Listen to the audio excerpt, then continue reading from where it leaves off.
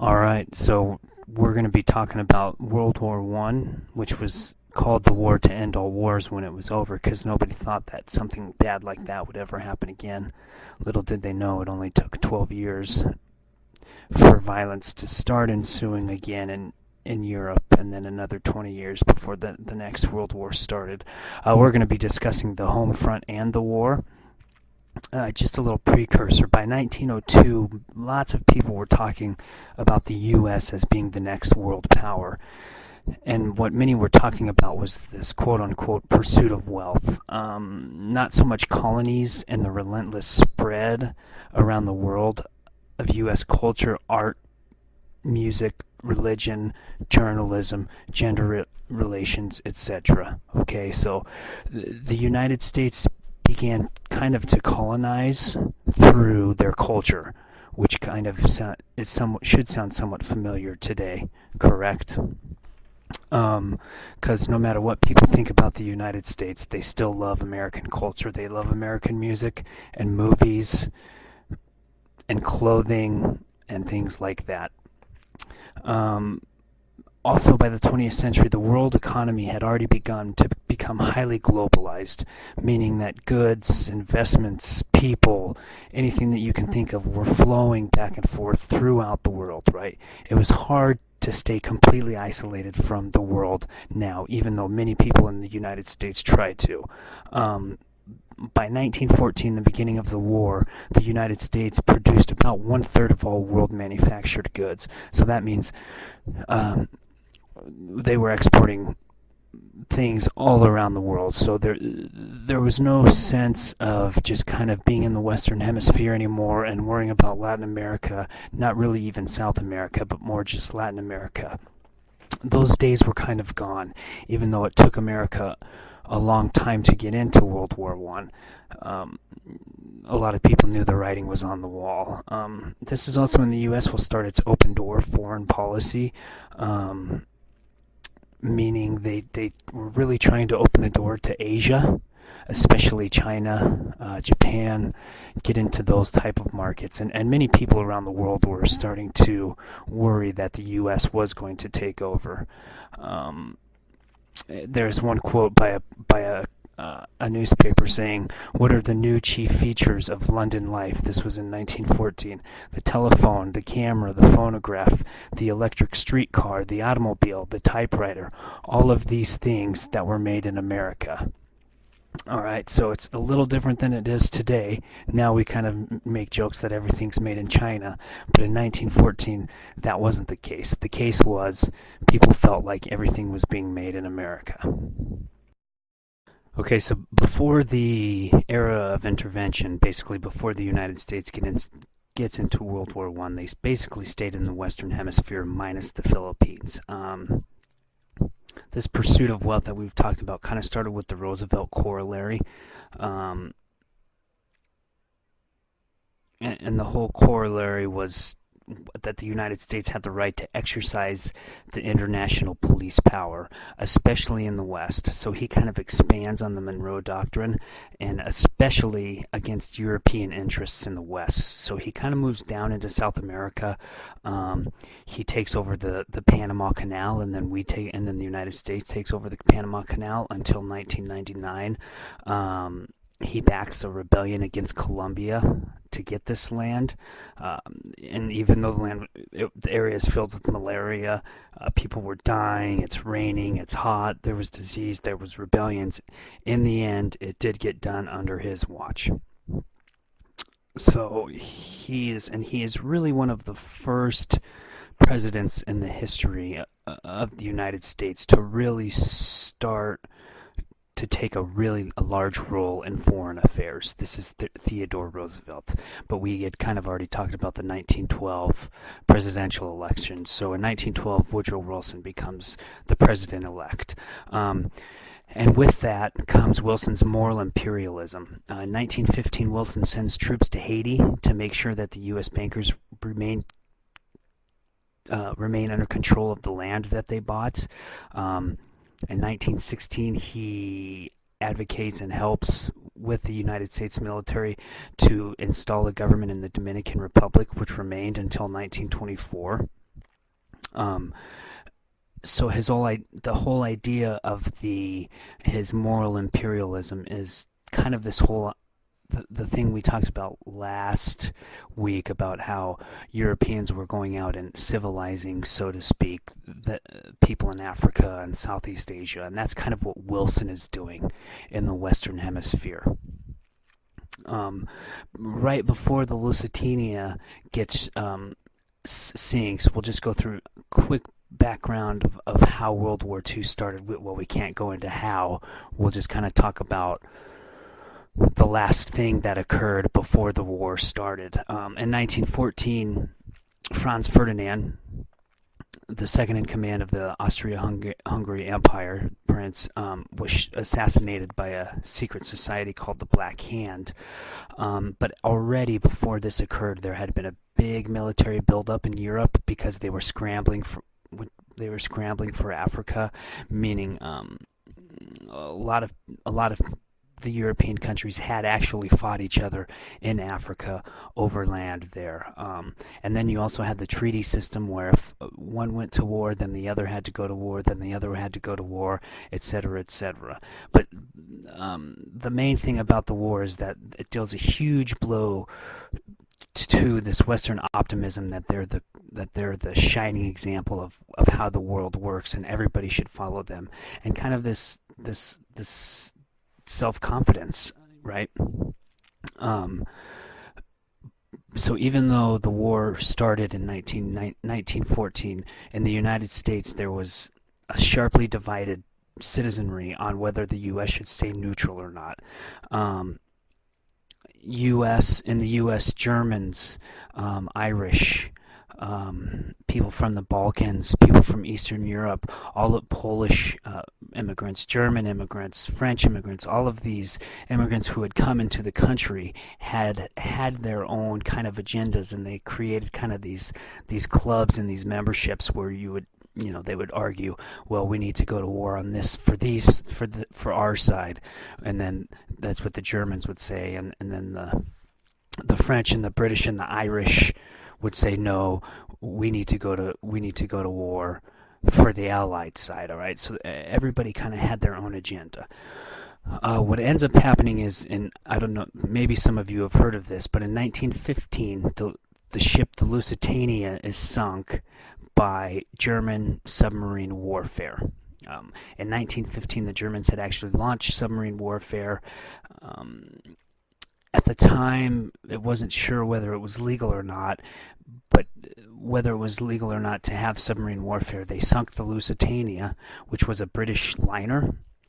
And at the time, everybody thought it was just a passenger liner moving people from Britain to the United States, but it is found out that it was carrying a cache of arms underneath. Whether that mattered is still up for debate, but what does end up happening is 1,200 people were killed, and with it 124 Americans. Wilson was not happy with this at all, and you can see the propaganda that ensued afterwards. But even though he's not happy with it, his policy kind of went from we're going to stay neutral to the United States is going to start preparing itself for war just in case that occurs. At the same time, Wilson wins the 1916 election fairly easily, and his main platform was, I've kept us out of World War I. Okay, and that actually helped him, and people voted for him because even in 1916, basically 2.5 years after the war had started, many people in the United States wanted to remain neutral. They said that's Europe's problem. Europe is not close to us. We may trade with them. We may be connected culturally, but we still don't want to be in the war. But by 1916, the road to war is really starting to happen, and by 1916, most people in the United States knew that at some point they were going to have to intervene. For a while after the sinking of the Lusitania, Germany had stopped their sub warfare against non-combatants, but then they resume it and they start sinking liners again, not just military boats and military ships. And maybe perhaps the last straw was in 1917, the infamous Zimmermann telegraph. In March 17th, 1917, the Germans send a supposedly secret telegraph to the Mexican government saying Mexico will regain its territory it lost to the U.S. if they invade the United States. Okay, so by 1917, the Germans had a feeling that the United States was going to ally with the Allied powers, so they asked Mexico to invade first so the United States would be more worried about defending itself from Mexico than actually getting into World War II, or excuse me, World War I. And so this is when the war really begins for the United States. This is when they start building up the army and they start preparing themselves to go overseas and fight for the British and the French and the Russians. At the same time, the first revolution in February of 1917 had occurred, and so the Tsar had fallen, and by March, the government in the makeshift government in Russia at the time was still trying to keep itself in the war, but most people were deserting and everybody was heading home, and so Russia kind of began to stop fighting Germany, so Germany didn't have to fight a two-front war anymore. So the United States knew that at some point they were going to have to intervene, especially with Russia kind of falling by the wayside. When the Bolsheviks overthrow the provisional government in October, they sign a peace treaty with Germany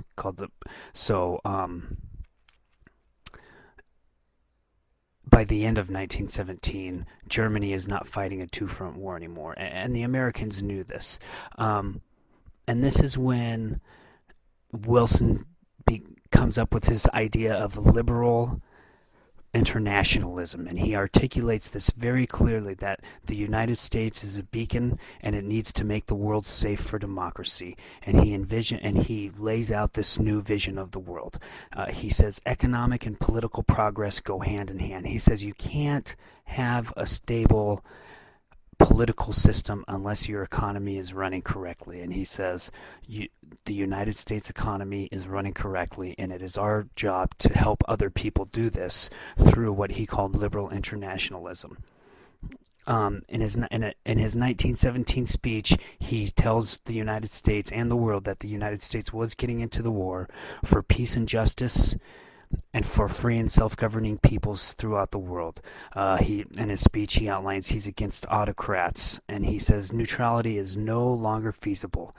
He says the United States has no quarrel with the German people, just their rulers and the dynasties who were ambitious and who were accustomed to using people as pawns. He says the reason why the war started is because these kings and monarchs in Europe were kind of playing with the world like it was a game of Risk, and he says that's got to stop. He also issues his 14 points, which we'll discuss somewhat later. Basically, will be the creation of the League of Nations in January 1918. He talks about a new international order where people can determine where they live. He starts talking about freedom of the seas, worldwide free trade, redrawing the colonial world with people given equal weight in deciding their futures, as in where to draw the boundaries for the new countries of all of these crumbling empires. The Ottoman Empire is going to crumble, so Syria, Lebanon, Iraq, Iran, everything, Turkey, all of these places in the Middle East need to be carved out. The Balkans were part of the Austro-Hungarian Empire, so Serbia, Kosovo, Bulgaria, all of these places are carved up after World War I, and Wilson's whole idea is the people who live there need to have a say in it, and this is kind of the creation of the League of Nations, which, by the way, the United States Senate does not ratify. So the United States does not even become a League of Nations, even though Woodrow Wilson is the person who created it and made it up. I'm not going to go too much into the war. We're going to go more into what the war at home meant as opposed to the actual war. If you want to do your PowerPoint project on anything that deals with the war, especially maybe trench warfare, um, I guess there was a couple airplanes at the end of the war. Anything that you can think of about military history, so to speak, go ahead and do that. There's plenty of stuff out there on World War One, how it started, besides Franz Ferdinand being shot, assassinated, all kinds of things. But we can't really deal with that, or it would take way too long. Um, but suffice to say, by the spring of 1918, the tide had turned, and even though you can't really win in trench warfare, but it seemed like Germany had the upper hand once the United States and the Allied powers really connected and formed a united front. They repulsed Germany's advance on Paris, and by July 1918, they're participating in a counteroffensive. So by November 9th, 1918, the Kaiser of Germany abdicates, and World War One is over. This will be upsetting to many Germans, and it'll kind of be the start of what people in Germany really are upset about, because a lot of people in the German army and the German people in general thought that they should keep fighting until the end. But when the Kaiser abdicates, the army kind of throws in the towel, and this will be something that Hitler uses to come to power very effectively, I might add. Just a few quick numbers. Over 100,000 Americans were killed, but that was only 1% of the 10 million people who were killed. This is kind of the first time that the world had ever seen trench warfare before, and it was, if you watch the YouTube videos, it was a very, very bad place to live. But the next slide, we're going to talk about what happened on the home front, and then we're going to talk about what happened briefly after the end of World War One. So during the war, progressives really saw this as a way to reform society, to create some type of national unity that's kind of dealt with self-sacrifice and social justice. That's kind of what the progressives were all for, was social justice. In times of war, as you guys may know, the state really tends to take over a lot of things. Sometimes people's freedoms are curtailed once war begins.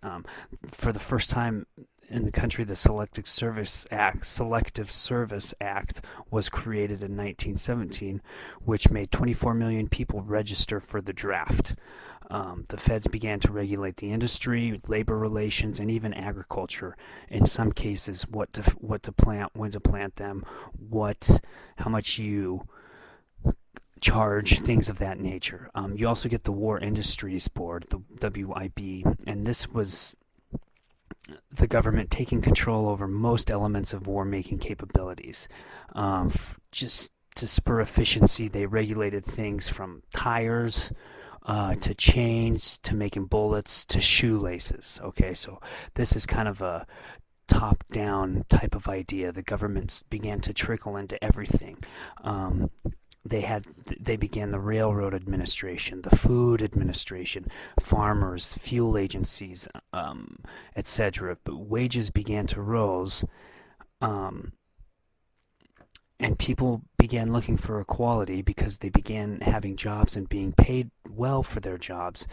And people also began buying war bonds, and this was all kind of part of the propaganda scheme. And basically what a war bond is you pay the government $20 for a bond, and the government gives it to you, and then you let it sit and it gains interest, and the government will pay you for it at a later date. Okay, so it's kind of investing in the government during times of war.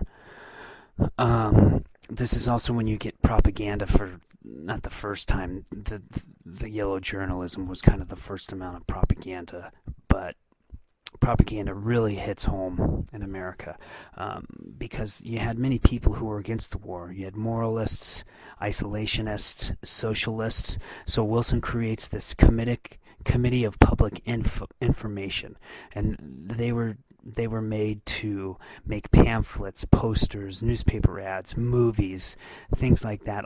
Um, all of these things that we're talking about, so we need to cooperate as a society, and the United States is here to expand democracy, and it's all about the great cause of freedom and the concert of free people. This is also something you could do a PowerPoint on: United States propaganda throughout the world, World War I or World War II or the Cold War or even the Spanish-American War. It wasn't just the Soviets and other people who used Nazis who used propaganda.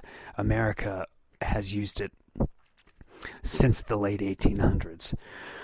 At the same time, women's suffrage really hits the ground running. Because women started having jobs. They began doing clerical work. They sold war bonds. They organized rallies. They went to work in actual military production areas, making bullets, making tires, making tanks, making anything, making armor, making clothes, boots, etc., etc. Anything that the men needed to fight the war, the women were doing. They were also nurses, and they were doing clerical work in the war for the military. You also get this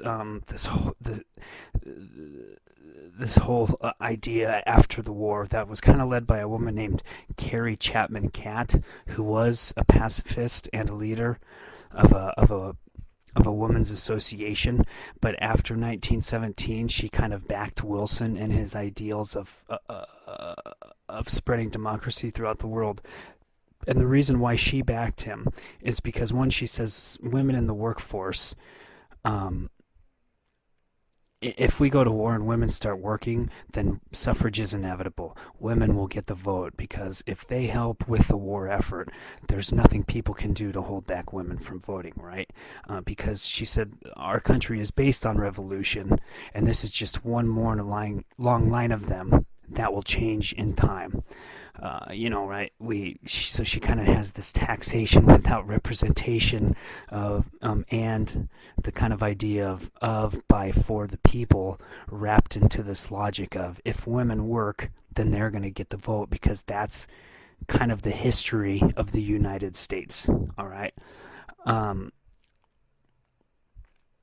She says it's already established in a lot of states already, like Wyoming, Colorado, Utah, etc. And she said, the world can't be half democratic or half autocratic, and neither can the United States.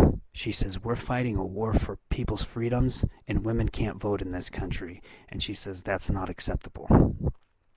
Her third argument is if we are the leader, if the United States is the leader in world democracy, then women need to be able to vote. She says there's one thing, I'm quoting her, there's one thing mightier than kings and armies, and that's the power of an idea when its time has come to move. Okay, so in 1920, after lots of work and after the World War I was over, and lots of work during World War I, the 19th Amendment was passed, and the United States was the 27th country in the world to allow women to vote at the federal level. So it was a crowning achievement, but the United States was quite late in this crowning achievement. At the same time, we get prohibition in this country. During the war is when it really starts to come to a head, and the whole idea of drinking had really been a big deal for a long time, but it gained momentum during the war as workers actually needed to be more disciplined.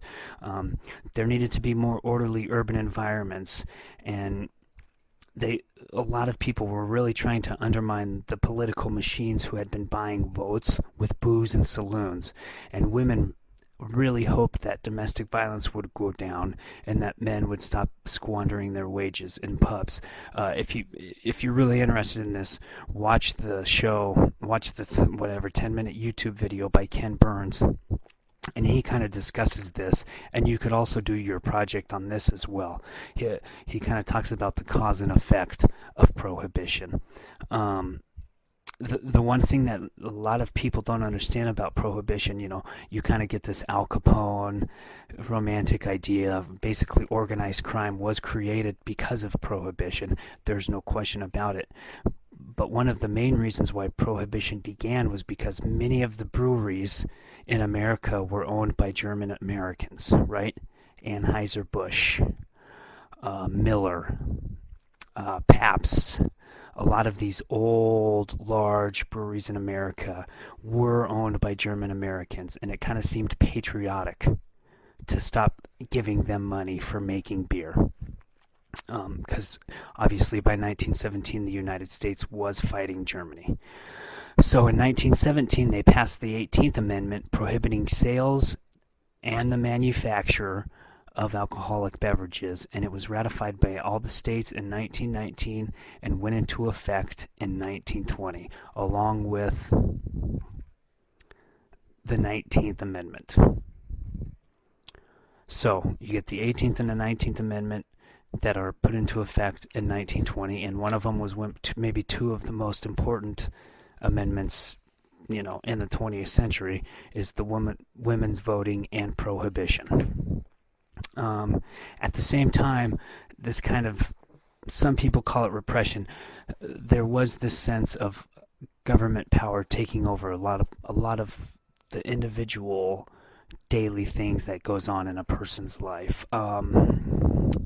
In 1917, they passed the Espionage Act, which prohibited spying and interfering with the draft, but also making false statements of any kind that impede military success. So it's a very broad act, but basically what they're saying is don't dodge the draft and don't talk bad about the American military or the American government. A year later, in 1918, they create the Sedition Act, which made it a crime to make spoken or printed statements intended to cast contempt, scorn, or disrepute on the form of government, or if you advocated interference with the war effort in any way, shape, or form. So the Espionage Act kind of started this, and the Sedition Act really drives it home, and these acts pass. Overall, 2,000 people were charged.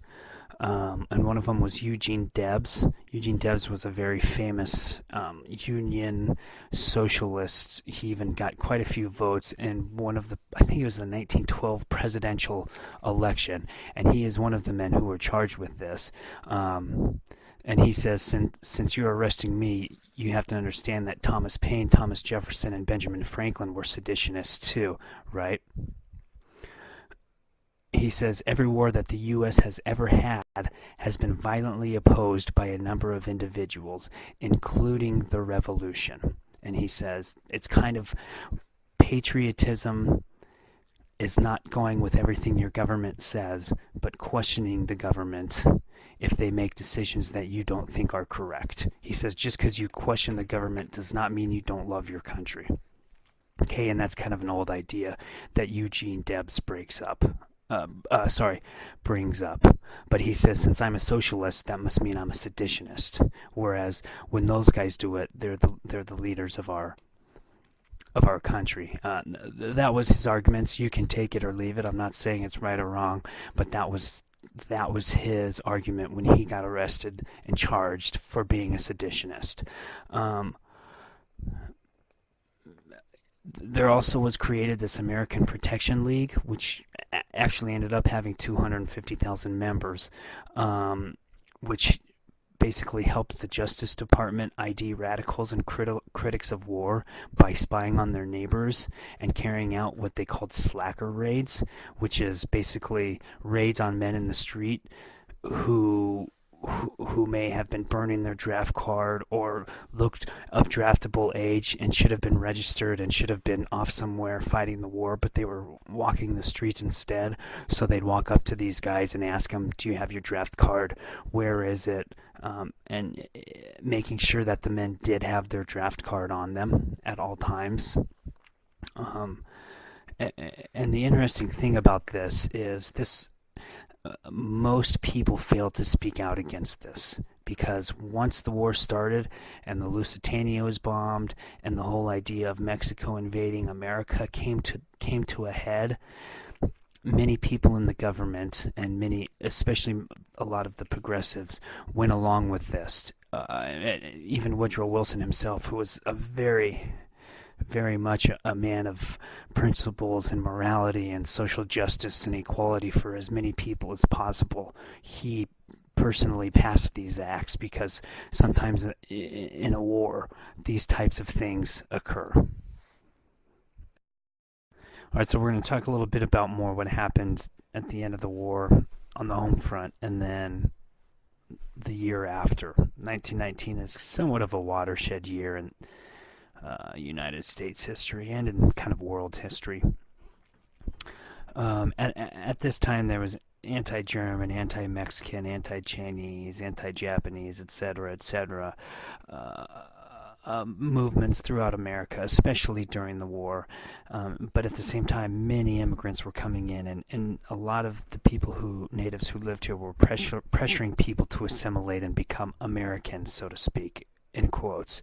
But a man named Randolph Bourne says, what does that even mean? There isn't even such thing as an American, right? Because it's made up of immigrants. This is kind of common knowledge now, but the fight for maintaining immigrant cultures really begins here. And Bourne says you should refuse to melt into the melting pot. He says even though ethnicity plays a factor in the war, which it does in all wars, becoming an American was very important during World War I. He still says the first immigrant were Anglo-Saxon, and his descendants are immigrants too. Okay, so this is his argument. To somewhat sound familiar, this is kind of the argument many people are still making today. He does not say that learning laws, customs, ways, going to school, paying taxes, those things are not important, because it is important in becoming a citizen. But what he's really talking about is freedom, in the true sense of the word, is the democratic cooperation in determining the ideals and purposes and industrial and social institutions of a country. So he's basically saying freedom is being able to work hard and to contribute to society. And he says if this is not the case, then the immigrant is not free, and the Anglo-Saxon, the first white people who got to America and who settled and colonized America, are guilty of everything that we accuse the world of. Okay, he says if you can't create democracy for people in your country, then how can you be fighting for democracy outside of the country? At the same time, many returning soldiers were African American, and a very famous and eloquent man of the time was W.E.B. Du Bois. He was the founder of the NAACP, the National Association for the Advancement of Colored People, and he actually did call on African Americans to enlist in the Army, even though the United States was still a divided country on the race question, so to speak. But 400,000 African Americans enlisted. They were segregated, and most of them were kept in the supply line only. But what he found out is quickly that being in the Army did not bring equality. And when a lot of these soldiers returned home, race riots actually began to pop up. And Du Bois says he kind of is okay with that, and he says you need to get involved with this struggle for justice, because he says you enlisted and you fought for the war, for the country, and you come back and everything's still segregated and race riots are occurring. And he says, you know what, you should get involved as well. He says we have returned fighting for democracy to the last drop of blood, and it is shameful. He says there are places in this country that people still get lynched. African Americans are disenfranchised. They are encouraged to be ignorant, in the sense that these are his words, that it's hard for African Americans to get a really good education. He says if you don't have a good education, then your children won't have good educations, then you won't get paid well for the work that you do, you won't profit, and and it's insulting, really. Basically, he says we saved democracy for France, and he says we're going to do it here as well. So he kind of becomes this militant in one sense of the word. We'll talk about Malcolm X later and the Black Panthers. He's not those guys, but at the same time, he's upset about how returning African American soldiers were treated when they enlisted on their own to go fight. At the same time, because of racial tension and because it was just hard to find a job and make a living, the Great Migration occurred, and that's what this picture on the map is. What ends up happening is about 500,000 people leave the South into cities like New York and Chicago because there was a labor shortage up there. I mean, these places were creating, especially during and right after the war, were heavily populated areas, but they still needed labor to make war supplies, to make cars, to make motorcycles, uh, to build buildings, to do. There was a lot of work to be had, so a lot of African Americans began moving up north. But the problem is they thought they were leaving lower wages. They thought they were leaving lynching. They thought they were leaving so maybe their children had an opportunity for education, and perhaps if they got into the workforce and helped make society better, they would get the vote. But what happens is, in a lot of cases, especially places like Detroit and Chicago and St. Louis, and well, St. Louis is obviously there's still lots of problems with this. Detroit as well, New York. What happens is these ghettos are created, and once again, the whole idea of fighting for self-determination for African Americans in America was kind of put by the wayside. What ends up really happening is in 1917 and 1918 and 1919, race riots happen in all of these cities. And a lot of it has to do with the fact that African Americans had moved to these cities and taken jobs that the white men who were fighting the war had. Okay, so they're kind of filling in industries that were completely dominated by white men before the war, but then all of the white men who were capable had to enlist in the army or were drafted, so they were off doing things. In St. Louis, there was a race riot where African Americans were attacked outside of their workplace. In Chicago, there was violence when an African American kid crossed the beach line between where the blacks could go and where the whites could go. He crossed the line and he was killed by people on the beach. And by the time the National Guard got there, there were 38 African Americans dead and over 500 wounded. Even in smaller places like Tulsa, more than 300 people were killed and 10,000 people were homeless when their tenements, with the help from the National Guard, were burned down. Okay, so it's kind of this sad part of American history that people were going to look for a better life, but what ended up happening in a lot of these places was just kind of the same racism and classism and all of this that had occurred in the South. It just took on different tendencies in the North. Also, we have the year 1919, which is a watershed year for America. There was a lot of hope for change and disappointment because a lot of people in America looked at the Bolshevik Revolution in the USSR and this whole idea of government taking over and everybody having the same piece of the pie and everybody being happy with their work and where they live and giving to society. And what a lot of people had been looking for a long time, there was this hope that this would occur. But by 1919, it was very clear that in the USSR, this was not going to happen because of the nationalization of land holdings, banks, factories. This whole socialist dream was kind of coming to an end because a lot of Americans and Westerners were going over there and realized that in order to do this, a lot of people died. In order to collectivize, you're taking land from people, you're trying to create new crops, you're trying to build all these buildings, and you're trying to build factories, and you're trying to do all these things to make people equal. But a lot of people are going over there in 1918 and 1919 and realizing that in order to do this, the government has to be fairly violent, because people aren't just going to give up their land because a government that they didn't vote for told them to. But at the same time, the United States is worried because there are people in America who are looking to the USSR and saying, why can't America be like that? Why can't we all be equal? Why can't we all get paid the same? Why can't we make sure that our families are educated and we have food on the table every day, right? And that was kind of the socialist dream of the USSR.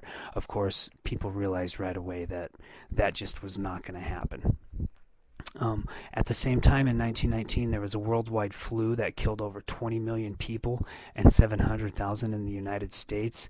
Like we talked about, there was racial violence all over.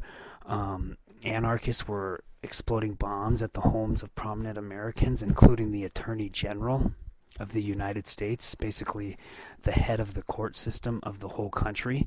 A bomb exploded at his house. There were also, in 1919, the workers really came together because, like a lot of other people, they thought the post-World War I world and America would be freer. But in 1919, over 4 million workers engaged in strikes, with the steel strike being the biggest. Most of them were in Chicago and Pittsburgh, and they were mostly led by immigrants, newly first-generation immigrants, unions, and what they were asking for was higher wages and an 8-hour workday. But really, what happened is the steel strike, 4 million workers, that's a lot of people. What ended up happening is the strike kind of collapsed because many of the people who were middle class were not on the same page with them. It's one thing if maybe like the middle class and the lower class strike together against the landowners or the owners of the factory or the bosses, but they really couldn't get the middle class on the same page with them. At the same time, you have this guy named John Fitch. And his whole question is why? Why is it so revolutionary for people to want an 8-hour workday and to have wages that will afford them somewhat of a living? And he says it's not just foreigners and it's not just first-generation immigrants who want that. I mean,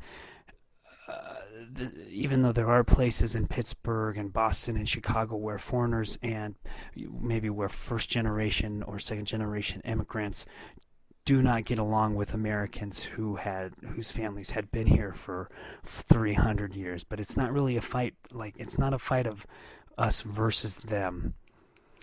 But 2/3 of the people in steel mills were second or first generation immigrants, so that does explain quite a bit of it. You also have this idea that because of the war and right after, many men were working 7 days a week with long shifts of 24 hours every 2 weeks. Men in blast furnaces were working 7 days a week for 12 hours a day. In theory, they were only supposed to be working 10 hours a day for 6 days a week, which is still, when you're working a blast furnace, which is still way too much work. But that's not the case. And so this John Fitch is saying, so when they actually did stand up and say this isn't right for us, you bring the National Guard in. And he says you can't develop people into good citizens if you are working all the time, because you are not free.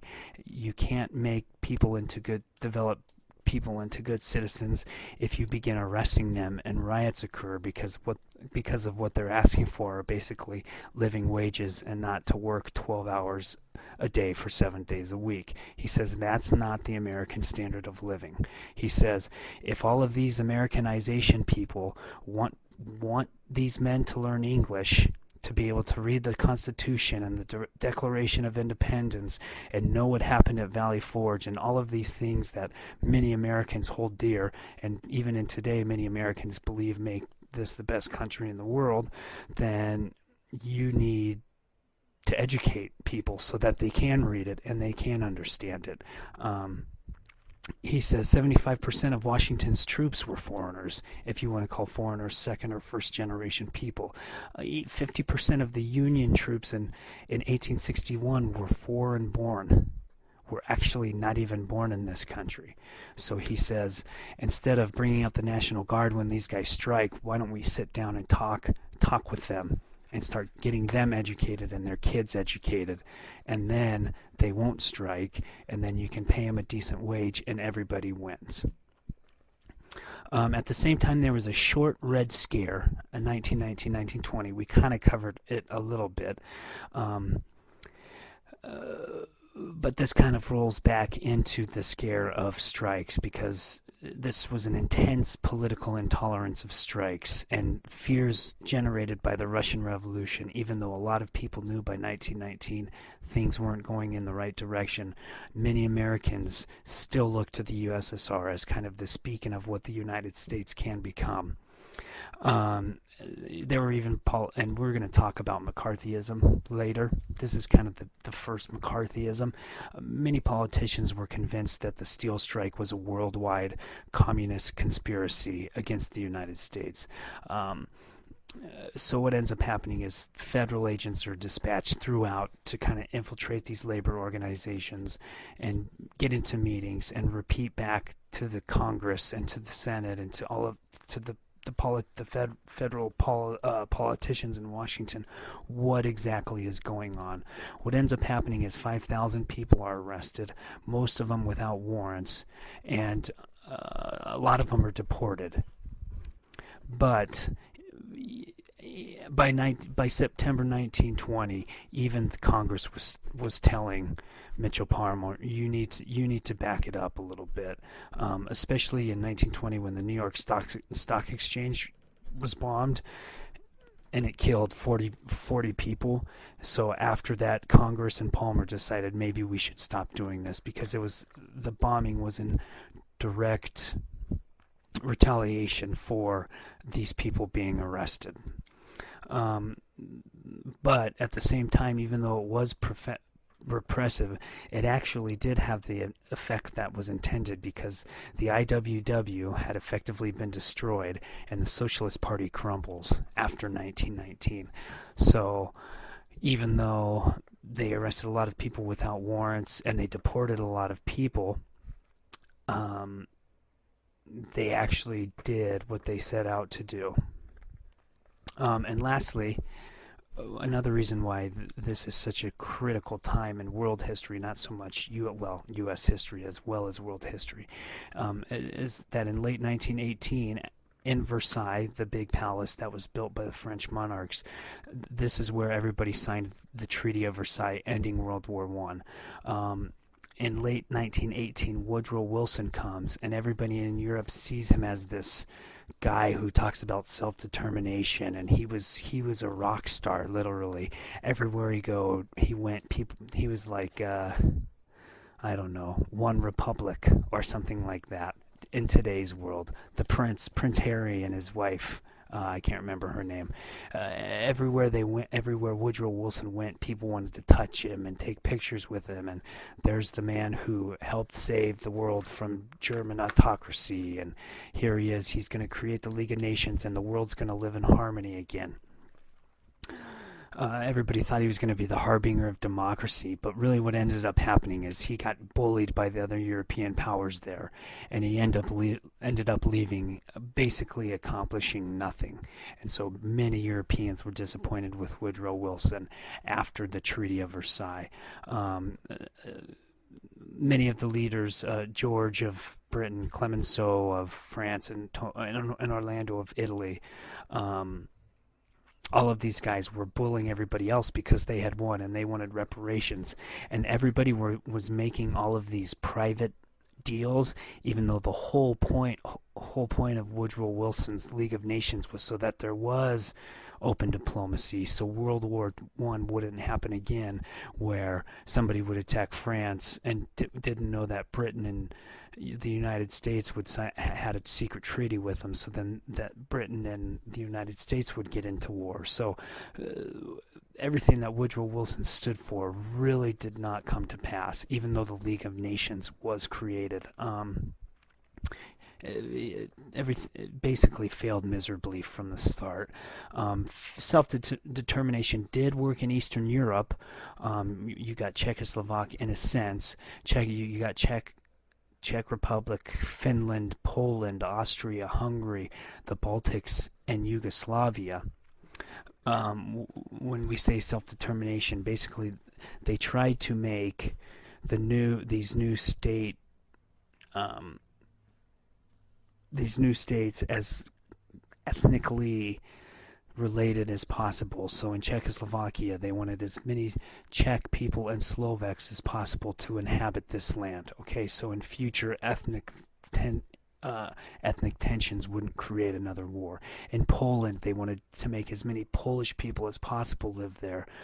So there weren't a whole bunch of people who were of German ancestry or Russian ancestry who were upset that they were now living in this place called Poland instead of living in Germany or Russia.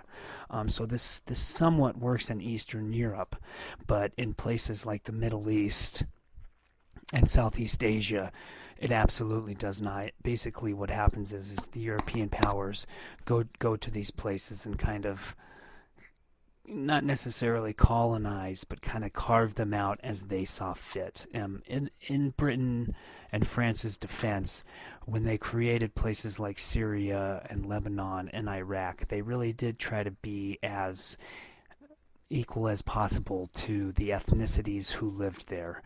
But what ends up happening is many people in the Middle East and Asia begin to protest. And one of the people who begins to protest is a guy by the name of Ho Chi Minh and two guys, Ho Chi Minh and Mao Zedong. And nothing will be peaceful as we see. These are two guys who will become communists and actually will end up fighting the United States during the Cold War. But perhaps the biggest thing that comes out of the League of Nations and out of the Treaty of Versailles is the German guilt clause, basically saying they had to sign the treaty saying they were responsible for the war, morally responsible for the war, and they had to pay reparations of $33 to $56 billion to all of the people that they fought against. And this mostly meant Italy, France, and the United Kingdom. This crippled the German economy, as we will see. So this is also something that Hitler will take advantage of later. He'll say the Versailles Treaty was Europe's way of giving it to the Germans, and he'll say Germany wasn't completely guilty of starting the war, and reparations are the reason why Germans are poor today. And he really uses the Treaty of Versailles as a way to gain power. All of this was kind of the whole point. The whole point was to create this League of Nations. And let me just reiterate very succinctly, self-determination, meaning the sense that you can pick and vote and choose where you live, was taken very seriously by a lot of people who had never had that opportunity before. But as we see, in the only place where it really works is in Eastern Europe. So you're going to have all of these people in the Middle East and Africa and Southeast Asia upset, and perhaps worst of all for American power and how people viewed America is that when Woodrow Wilson got home, Congress decided to stay out of the League of Nations as a whole. So on the world stage, the United States looked people on the winning side of the war said thanks for the help, but you're not even going to be in the League of Nations. So United States foreign policy really took a hit with this, and Woodrow Wilson kind of ends his presidency kind of as a lame duck on the domestic scene and in the foreign scene. And so our next PowerPoint will kind of discuss what happens after this.